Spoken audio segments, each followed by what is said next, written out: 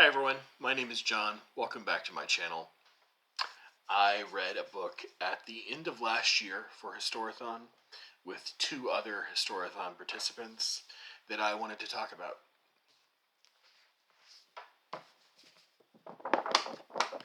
It's this thing, Postwar, by Tony Judt. I read this in December, I think, with, like I said, two other Historathon participants, one of whom is Debs from Rainer Reed Stuff, and the other is Stephanie J. Cohen. And we spent a good portion of that month just trading Voxer messages back and forth about this gigantic, sprawling thing, which is so hard to talk about, but simply because of the ground it covers. But I will do my best to try to give it the praise it deserves, because it's a truly fascinating and interesting book. Nevertheless, I mean, some books kind of resist any attempt at review, and for obvious reasons. Just by looking at it, this might be one of them. Whether because of their classic status or the sheer breadth and depth of their material, that's the case here. Even a well-qualified reviewer, and I'm not one of them, you have to sort of stand slack-jawed before what they're being asked to reconcile themselves with. And in Postwar, Tony Judt, who published Postwar in 2005, is my sort of most recent foray into those books that kind of leave me a little bit speechless.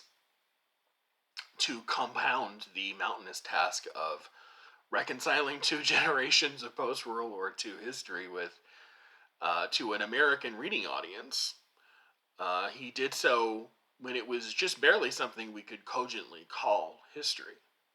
He covers the 6 decades from the end of World War II up through a year or so before the book was written,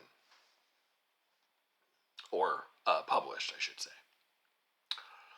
So, like I said, it's an unwieldy book physically, and it's a comprehensive one in its approach, and so it looks intimidating, and it is a little bit. It's full of cultural and social history, packed with anecdotes that shed light on larger historical trends. And while you do get a bit of it, I could gripe about the lack of intellectual history that's in it, because that's what I love most. Even if it's been covered elsewhere and deserves a book this length unto itself. Art, philosophy, and economics all come up in pretty superficial ways, because not as a criticism, but that's just not the concern of the book. But his discussion is dominated by diplomatic and geopolitical history that's broken up into 4 parts. The first part is post-war, which covers 1945 to 1953. Prosperity and its discontents, 53 to 71. Recessional, 1971 to 1989, and After the Fall, which covers 1989 to the book's publication year, which is 2005. Part 1 details Europe in the immediate aftermath of the war. Its population forced to migrate, many millions of people forced to migrate long distances, suffering from things like malnutrition.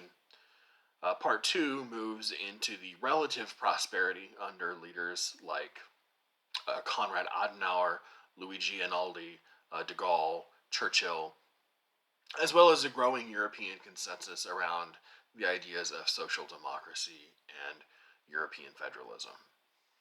Part 3 discusses the various reactions to the economic hardships that appeared in the 1970s and the liberalizing attitudes in the form of glasnost and perestroika under Gorbachev, whereas countries outside the economic centers of Western Europe are rarely mentioned in these kinds of books. Each chapter here is broken into subchapters, which toggle between Western Europe and Central and Eastern Europe.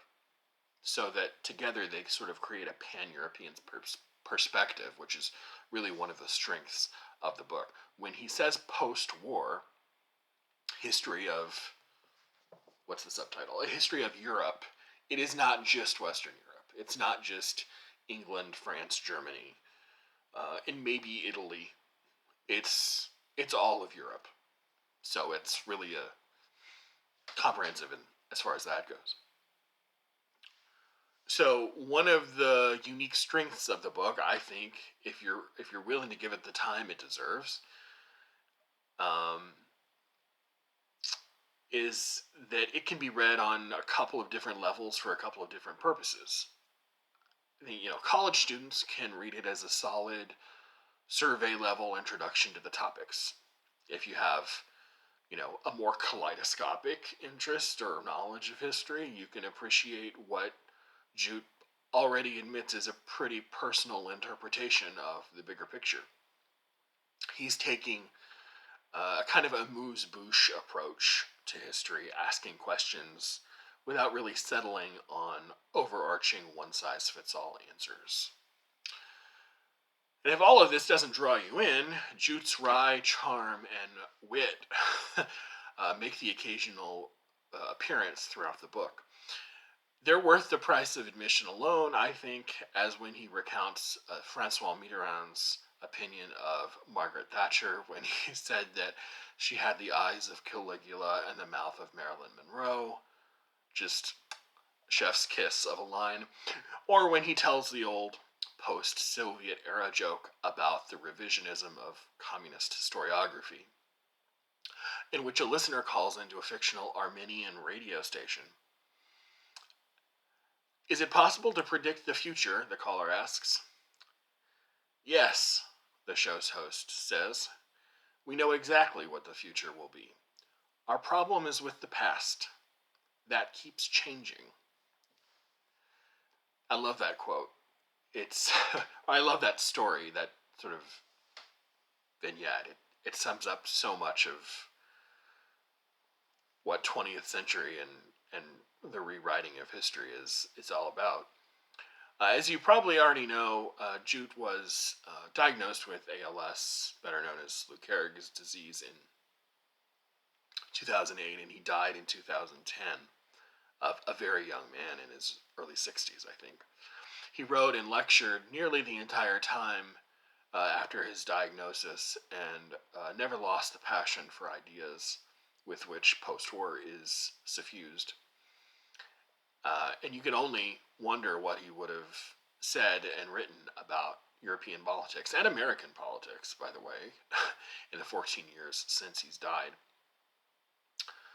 But if I'm ever in a position to recommend only a small handful of books about the 80 years, or I guess 60 years ago, since it's now 20 years old, but the 60 years of history immediately following World War II, this will always be one of my top 3 or 5 suggestions. Always. It's absolutely a spectacular achievement. And I think Debs and Stephanie both enjoyed it as much as I did. I welcome both of them to leave comments below and let me know what they thought about it. But I absolutely loved this. And I loved talking about it with them. Postwar, A History of Europe Since 1945. By Tony Judt. Sorry that we'll never see another book from him again, but this was absolutely a standout piece of history, which I loved very much. Highly recommend. Talk to you later. Bye.